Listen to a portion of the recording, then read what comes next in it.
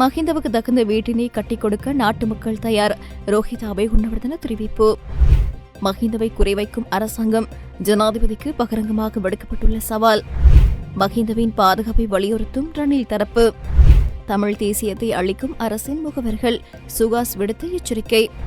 உயிர்த்த ஞாயிறு குண்டுவெடிப்பு, இன்று அரசை அதிர வைப்பேன், எச்சரிக்கும் கம்மன் பிள.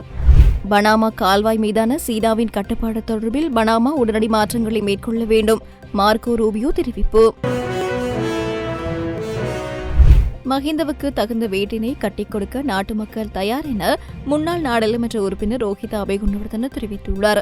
மஹிந்த ராஜபக்சவை இந்த வீட்டிலிருந்து வெளியில் அனுப்பினால் நாட்டு மக்களிடம் ஒவ்வொரு ரூபாவாக வாங்கியேனும் நாங்கள் நாட்டை காத்த தலைவர் மஹிந்தவுக்கு வீடு ஒன்றினை கட்டிக் கொடுப்போம் எனவும் அவர் குறிப்பிட்டுள்ளார். நேற்றைய தினம் மஹிந்த ராஜபக்சவின் விஜயராமய்யவில் உள்ள இல்லத்துக்கு சென்று திரும்பும்போது ஊடகங்களுக்கு கருத்து தெரிவிக்கும் போது ரோஹித் அபேகுணவர்தன மேற்கண்டவாறு கூறியுள்ளார். மேலும் கருத்து தெரிவித்த அவர் தான் மஹிந்தவின் நலன் விசாரிக்க வந்ததாகவும் மஹிந்த ராஜபக்ச என்பது ஒரு பெயர் அல்ல, ஒரு நாமம் எனவும் குறிப்பிட்டுள்ளார். அத்துடன் நாம் அச்சமடைய தேவையில்லை, குற்றம் இழைத்திருந்தால் தண்டனை வழங்குவதற்கான உரிமையுண்டு. ஆனால் அரசியல் குரோதங்களுடன் அரசியல் எதிர் தரப்பினரை நடத்திய அரசாங்கத்தின் ஆயுட்காலம் குறைவானது எனவும் அவர் சுட்டிக்காட்டியுள்ளார். இதேவேளை ஏதோ ஒரு வகையில் மஹிந்த ராஜபக்சவிடம் அரசியல் ரீதியாக பழிவாங்க முயற்சிக்கும் போது அதனை அரசியல் அநாகரிகமாகவே நான் பார்க்கின்றேன் என ரோஹித் அபேகுணவர்தன மேலும் குறிப்பிட்டுள்ளார். விடுதலை புலிகளின் ஆதரவாளர்களையும் புலம்பெயர் அமைப்புகளையும் திருப்திப்படுத்துவதற்காகவே முன்னாள் ஜனாதிபதி மஹிந்த ராஜபக்சவை அரசாங்கம் பழிவாங்குவதாக ஸ்ரீலங்கா பொதுஜன பெரமுனவின் பொதுச் செயலாளர் சாகர காரியவசம் தெரிவித்துள்ளார். அனுராதபுரத்தில் நேற்று கிராமத்துக்கு கிராமம் மக்கள் சந்திப்பை ஆரம்பித்து வைத்ததன் பின்னர் ஊடகங்களுக்கு கருத்து தெரிவிக்கும் போது மேற்கண்டவாறு குறிப்பிட்டுள்ளார். இங்கு அவர் மேலும் தெரிவித்துள்ளதாவது, முன்னாள் ஜனாதிபதி மஹிந்த ராஜபக்ச அரசு இல்லத்திலிருந்து வெளியேறுமாறு ஜனாதிபதி உட்பட அமைச்சர்கள் சிறப்புள்ளைத்தனமாக பேசுகிறார்கள். ஆனால் இதுவரையில் மஹிந்த ராஜபக்சவை அரசு இல்லத்திலிருந்து வெளியேறுமாறு அரசாங்கம் உத்தியோகபூர்வமான கடிதத்தை அனுப்பவில்லை. முடிந்தால் உத்தியோகபூர்வ அறிவிப்பை எழுத்து மூலமாக விடுக்க வேண்டும் என்ற சவாலை அரசாங்கத்திடம் முன்வைக்கின்றேன். விடுதலை புலிகளின் ஆதரவாளர்களையும் புலம்பெயர் அமைப்புகளையும் திருப்திப்படுத்துவதற்காகவே முன்னாள் ஜனாதிபதி மஹிந்த ராஜபக்சவை அரசாங்கம் பழிவாங்குகிறது. ஏனைய ஜனாதிபதிகளுடன் முன்னாள் ஜனாதிபதி மஹிந்த ராஜபக்சவை ஒப்பிட முடியாது.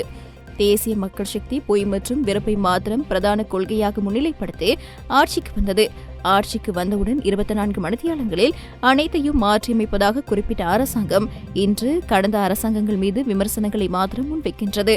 ஜனாதிபதி அனுரகுமார திசாநாயக்க ஆட்சிக்கு வந்து 4 மாதங்கள் நிறைவடைந்துள்ளன.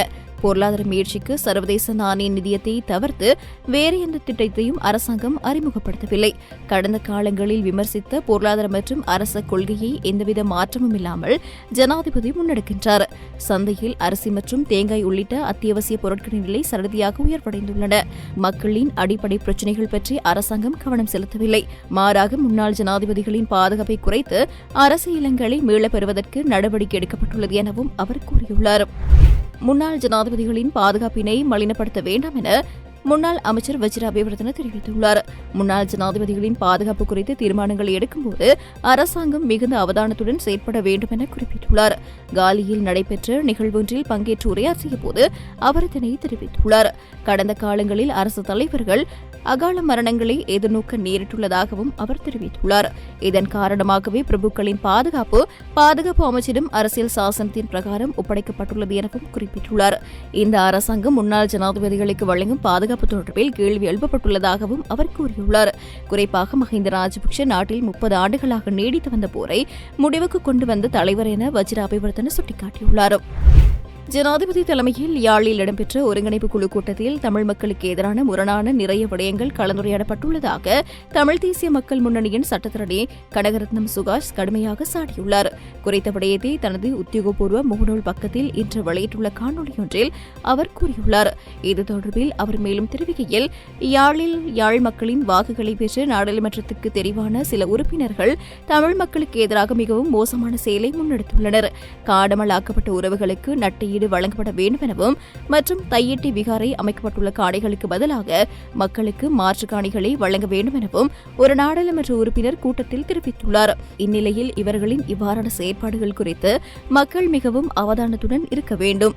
அத்தோடு இவர்கள் அரசின் ரகசிய முகவர்களாக செயற்பட்டு எஞ்சியுள்ள தமிழ் தேசியத்தையும் தமிழினத்தின் நலன்களையும் அளிக்க முற்படுகின்றனர். தமிழ் மக்களின் வரலாறு தெரியவில்லை என்றால் அமைதியாக இருங்கள். தமிழ் மக்களுக்கு நீதி கிடைக்க வேண்டுமே தவிர்த்து நட்டையீடு அல்ல என்பதை நாங்கள் தெரிவித்துக் கொள்ள விரும்புகின்றோம் என்று அவர் மேலும் கூறியுள்ளார். உயிர்த்த ஞாயிறு தாக்குதல் தொடர்பில் அரசாங்கம் கூறும் பொய் தொடர்பில் இன்றைய தினம் நாட்டுக்கு அம்பலப்படுத்த உள்ளதாக பிவித்துறை ஹெல உரிமையவின் தலைவரும் முன்னாள் நாடாளுமன்ற உறுப்பினருமான உதயகமன் பிள்ளை தெரிவித்துள்ளதாக தென்னிலங்கை ஊடகம் ஒன்று செய்தி வெளியிட்டுள்ளது. உயிர்த்த ஞாயிறு தாக்குதலுக்கு மூளையாக செயற்பட்டவரை தேடி வருவதாக பொய்யை எழுதிய அரசாங்கம் உள்ளூராட்சி தேர்தலை குறிவைத்து நாடகம் நடத்த தயாராகி வருகிறது. இது தொடர்பில் சகல ஆதாரங்களுடனும் உதயகமன் பிள்ளை இன்றைய தினம் அம்பலப்படுத்த உள்ளதாக தெரிவிக்கப்படுகிறது. அந்த வகையில் இன்றைய தினம் பிவித்துறை ஹெல உரிமைய கட்சியின் தலைமையகத்தில் விசேட ஊடகவியலாளர் சந்திப்பொன்றை நடத்தி அவர் இதனை வெளிப்படுத்த உள்ளதாக குறிப்பிடப்பட்டுள்ளது. இதேவேளை உயிர்த்த ஞாயிறு தாக்குதல் குறித்து சேனல் 4 அலைவரிசைக்கு தகவல்களை வழங்கிய அசாத் மௌலானா என்று அழைக்கப்படும் முகமது மஹிலார் முகமது அன்சீர் மேலும் தகவல்களை வழங்க தயாராக உள்ளதாக சிரேஷ்ட போலீஸ் அதிகாரி ஒருவர் தெரிவித்துள்ளார். எனினும் அசாத் மௌலானா நாடு திரும்புவது தொடர்பில் உறுதியான தீர்மானம் எதனையும் இதுவரையில் எடுக்கவில்லை என காவல்துறையினர் குறிப்பிட்டுள்ளனர். இந்நிலையில் அசாத் மௌலானா அரசியல் தஞ்சம் கோரி வெளிநாட்டில் தங்கியுள்ளார். அசாத் மௌலானா சுயவிருப்பின் பேரில் நாடு திரும்பி தாமாக முன்வந்து உயிர்த்த ஞாயிறு விசாரணைகளுக்கு ஒத்துழைப்பு வழங்க தயாராகவிருப்பதாக சட்ட வல்லுநர்கள் தெரிவித்துள்ளனர். பனாமா கால்வாய் மீதான சீனாவின் செல்வாக்கு மற்றும் கட்டுப்பாடு தொடர்பில் பனாமா உடனடி மாற்றங்களை மேற்கொள்ள வேண்டும் என அமெரிக்க வெளியுறவு செயலாளர் மார்கோ ரூபியோ அறிவித்துள்ளார். அமெரிக்க ஜனாதிபதி டொனால்டு டிரம்ப் பனாமா கால்வாயை மீண்டும் கைப்பற்றுவதாக உறுதியளித்துள்ள நிலையில் நேற்றைய தினம் பனாமா நகரில் பனாமாவின் ஜனாதிபதி சந்திப்பை தொடர்ந்து அமெரிக்க வெளியுறவு செயலாளர் இதனை குறிப்பிட்டுள்ளார். இந்நிலையில் சீன செல்வாக்கு குறித்த டொனால்டு டிரம்பின் கவலைகளை நிவர்த்தி செய்வதற்கு அமெரிக்காவுடன் தொழில்நுட்ப அளவிலான பேச்சுவார்த்தைகளை முன்மொழிந்ததாக பனாமா ஜனாதிபதி செய்தியாளர்களிடம் தெரிவித்துள்ளார். எவ்வாறாயினும் பனாமா கால்வாயை மீண்டும் கைப்பற்றுவதற்கான டொனால்டு டிரம்ப் உறுதிப்பாடு பனாமாவில் குறிப்பிடத்தக்க எதிர்ப்பலைகளை ஏற்படுத்தியுள்ளது. இந்நிலையில் அண்மையில் ஆர்ப்பாட்டக்காரர்கள் டொனால்டு டிரம்ப் மற்றும் ரூபியோவின் உருவ பொம்மைகளை எரித்தமை குறிப்பிடத்தக்கது.